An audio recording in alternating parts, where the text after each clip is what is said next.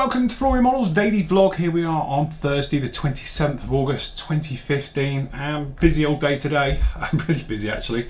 Right, start off with the bike. The bike is now together, assembled and everything else. I've just got to do all the brake lines, things like that. And then obviously there's the instrument panel, and then it's just going to be outside fairing. So I won't touch it because I think I'm still covered in pigment from this one, but the bike is basically done. So we've got the next part of that is going to be up with you tomorrow, and then certainly there's going to be more parts banging out every day, probably beginning next week, things like that.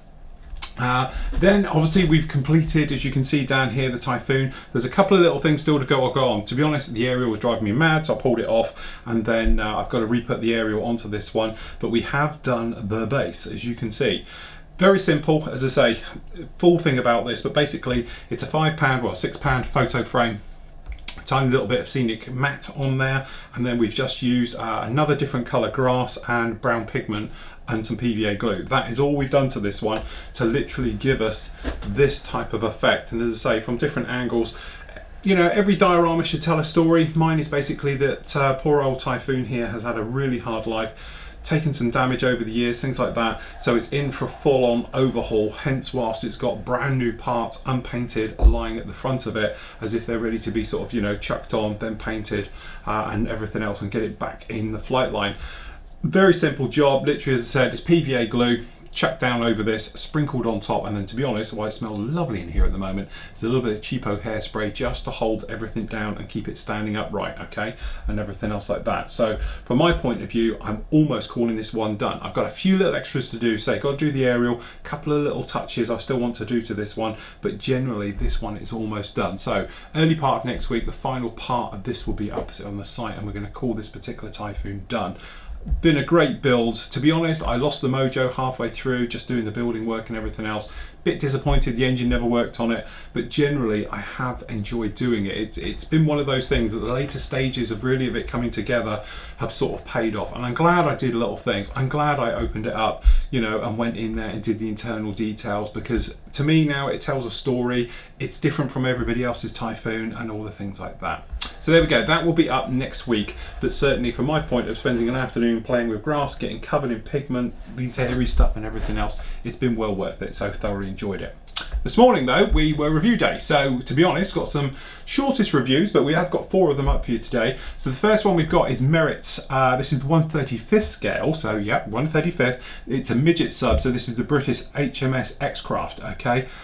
Actually, it's not bad, I have to say. There's not many parts to it. I think there's what, 4 sprues, but what there is beautifully detailed. And some of the things I do like on this one is the welding effects that it has on it. It's got that bead of weld running right the way through where everything should be. The details are nice, fine, and, you know, very crisp for their scale and everything else like that. So, you know, you have to get into your head, it's 1/35th. You're always thinking submarines are going to be 1 to 350, things like that. This one is actually 1/35th scale, so it is big.